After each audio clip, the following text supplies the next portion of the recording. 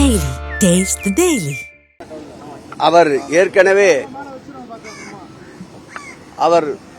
பாரதிய ஜனதா கட்சியுடைய தலைவராக இருந்தபோது வேல் யாத்திரை நடத்தி ஏதாவது ஒரு புரட்சியை ஏற்படுத்தலாம் நினைத்தார்.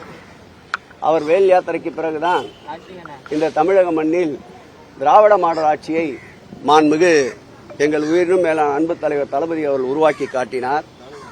அதன் பிறகு அண்ணாமலை ஆன்மீகத்தை கையிலே எடுத்து ஏதாவது ஒரு வகையில் இந்த தமிழகத்தை கைப்பற்றி விடலாம் என்று காவடி கூட எடுத்து பார்த்தார். காலிலே செருப்பணியாமல் கூட நடந்து பார்த்தார். ஆனால் தமிழக மக்கள் 39 அல்ல 40 தமிழகத்திற்கு என்று நாடாளுமன்ற தேர்தலில் விடையளித்திருக்கின்றார். தமிழ்க்கடவுள் முருகனுக்கு பெருமை சேர்க்கின்ற திராவிட மாடல் ஆட்சி மாண்புமிகு தமிழக முதல்வர் தலைமையில் அமைந்திருக்கின்றது.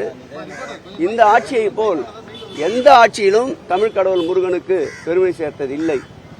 அறுபடை வீடுகளையும் இன்றைக்கு புனரமைக்கின்ற பணியிலே 817 கோடி ரூபாயை ஒதுக்கீடு செய்து இன்றைக்கு முருகனுக்கு பெருமை சேர்த்துக் கொண்டிருக்கின்றோம், தமிழ்க்கடவுள் முருகனுக்கு.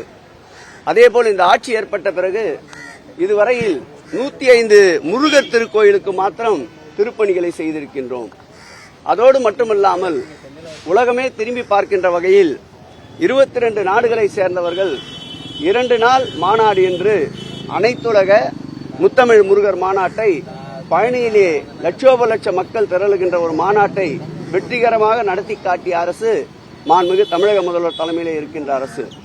அதோடு மட்டுமல்ல, அறுபடை வீடுகளுக்கு 60 வயதிற்கு மேற்பட்டவர்கள் அறுபடை வீடுகளையும் ஒரே முறை தரிசித்து உண்டு உறைவிடத்தையும் ஏற்படுத்தி தந்து அதற்குண்டான முழு செலவையும் அரசே ஏற்றுக்கொண்டு இதுவரையில் கிட்டத்தட்ட 1000க்கும் மேற்பட்ட முருக பக்தர்களை கட்டணமில்லாமல் அறுபடை வீடுகளையும் முதியோர்களை சென்று தரிசிக்க வைத்த ஆட்சி இந்த ஆட்சி.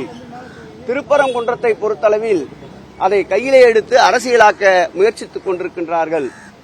மாண்புமிகு தமிழக முதல்வர்களை பொறுத்தளவில் எம்மதமும் சம்மதமே, எல்லோருக்கும் எல்லாம். சுதந்திர இந்தியாவில் சுதந்திர மூச்சுக்காற்று தமிழகத்தில் முழுவதுமாக நிலவிட எத்தகைய நடவடிக்கை வேண்டுமானாலும் மேற்கொள்ள மாண்புமிகு தமிழக முதல்வர் தயாராக இருக்கின்றார். நான் ஏற்கனவே சொன்னது போல் இனத்தால், மொழியால், மதத்தால் இந்த மக்களை பிளவுபடுத்தி பார்க்க முடியாது. மதுரை மண்ணினுடைய மக்கள் ஒற்றுமையோடு இருக்கின்றார்கள். மாமன் மச்சான்களாக நாங்கள் வாழ்ந்து கொண்டிருக்கிறோம் என்று புதிய தலைமுறை, தினத்தந்தி போன்ற பேட்டிகளில் நாங்கள் பார்த்தோம். மற்ற மாவட்டத்திலே இருந்து இனத்தால், மொழியால் மக்களை பிளவுபடுத்த வேண்டும் என்ற சங்கிகள் தான் அந்த மதுரை திருப்பரங்குன்றம் முருகர் திருக்கோயிலுடைய பிரச்சனையை ஊதி பெருசாக்க நினைக்கின்றார்கள். இந்த மக்கள் ஒற்றுமையோடு இருக்கின்ற மக்கள். ராமானுஜர் பிறந்த மண் இது. ஒற்றுமைக்கு விலை மதிப்பு தர முடியாத மண். ஆகவே முருகனுடைய கனவு பகல் கனவாகும். முருகர் எங்களோடு தான் இருக்கின்றார். மாண்புமிகு தமிழக முதல்வரோடு உறுதியாக இருக்கின்றார். ஒட்டுமொத்த தமிழகத்தையும் தமிழர்களையும் வஞ்சிக்கின்ற ஒன்றிய அரசினுடைய மாற்றாந்தாய் மனப்பான்மையை கண்டித்து இன்றைக்கு மும்மொழி கொள்கை திட்டம் முதற்கொண்டு தமிழகத்திற்கு எதிராக, தமிழர் நலனுக்கு எதிராக செயல்படுகின்ற மத்திய அரசை கண்டித்து, ஒன்றிய அரசை கண்டித்து மாண்புமிகு தமிழக முதல்வர் எங்கள் உயிரினும் மேலான தலைவர் தளபதி அவர்கள் தலைமையிலே அமைந்திருக்கின்ற ஒட்டுமொத்த தோழமை கட்சியினர் ஒன்று கூடி இன்றைக்கு மத்திய அரசினுடைய ஓரவஞ்சனை கண்டித்து மாபெரும் கண்டன ஆர்ப்பாட்டம் நடைபெற இருக்கின்றது. இந்த கண்டன ஆர்ப்பாட்டத்தில் இந்த பகுதியுடைய மாவட்ட செயலாளர் முறையில் நான் வருகின்ற அனைவரையும் வரவேற்று இந்த ஆர்ப்பாட்டத்துடைய விளக்க உரையை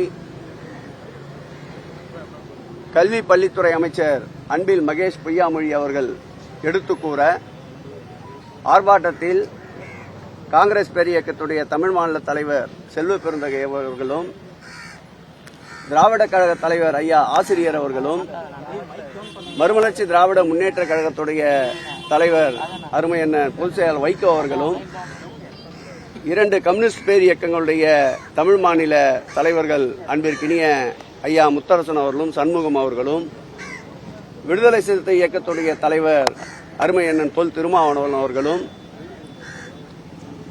மக்கள் நீதி மையத்துடைய தலைவர் அன்பிற்கினிய கமலஹாசன் அவர்களும், கொங்கு பேரவையுடைய தலைவர் அன்பிற்கினிய ஈஸ்வரன் சட்டப்பேரவை உறுப்பினர் அவர்களும், வாழ்வுரிமை இயக்கத்துடைய தலைவர் அன்பிற்கினிய வேல்முருகன் அவர்களும் மற்றும் தோழமை கட்சிக்கு தோள் கொடுத்து கொண்டிருக்கின்ற அனைவரும் இந்த கண்டன ஆர்ப்பாட்டத்திலே உரிமை குரல் எழுப்ப தமிழ்நாட்டுடைய துணை முதலமைச்சர் அவர்கள் அன்பிற்கினிய அருமை அண்ணன் வருங்கால தமிழகம் உதயநிதி ஸ்டாலின் அவர்கள் இந்த பெரும் கண்டன ஆர்ப்பாட்டத்திலே பங்கேற்று உறவுக்கு கை கொடுப்போம், உரிமைக்கு குரல் கொடுப்போம் என்ற வகையில் எழுச்சி உரை, கண்டன உரை ஆற்ற இருக்கின்றார்.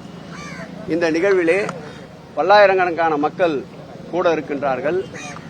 வருகின்ற மக்களுக்கேற்ப போக்குவரத்து நெரிசலின்றி பணிகளை மேற்கொள்வதற்காக கள ஆய்விற்கு நானும், பெருநகரத்துடைய மேயர் பிரியா அவர்களும், துணை மேயர் மகேஷ் அவர்களும் மற்றும் இந்த பகுதிக்குள்ளடங்கிய உள்ளாட்சி மன்ற பிரதிநிதிகள், கழக நிர்வாகிகள் இந்த களப்பணியிலே ஈடுபட்டிருக்கின்றனர். போராட்டம் நடந்து கொண்டிருக்கக்கூடிய நிலையில அந்த புதிய கல்விக் கொள்கையை அமல்படுத்தி தீர்வோம், தமிழ்நாட்டில் இதை வச்சு அரசியல் செய்யறாங்க நேற்று தர்மேந்திர பிரதான் கூறியிருக்காரு. மாண்புமிகு தமிழக முதல்வர் அவர்கள் ஏற்கனவே கடுமையான தன்னுடைய கண்டனத்தை தெரிவித்திருக்கின்றார். தமிழகத்தை வேறு கோணத்தில் நீங்கள் பார்க்க வேண்டிய சூழலை ஏற்படுத்தி விடாதீர்கள் என்று எச்சரித்திருக்கின்றார். நிச்சயமாக ஒட்டுமொத்த தமிழக மக்களும் ஒன்றிணைந்து மாண்புமிகு தமிழக முதல்வர் தலைமையிலே வெகுண்டெழுகின்ற ஒரு சூழ்நிலையை உருவாக்குவதற்கு அவர்கள் முயற்சித்துக் கொண்டிருக்கின்றார்கள். ஆகவே நிச்சயம் புதிய கல்விக் கொள்கையை எவ்வளவு இழைப்போன்றாலும் எங்கள் மாண்புமிகு தமிழக முதல்வர் அவர்கள் எடுத்த நடவடிக்கையில் ஏற்கனவே இரும்பு மனிதரை போல் உறுதியாக இருப்பவர், இதிலும் உறுதியாக இருப்பார். ஆய்வு செஞ்ச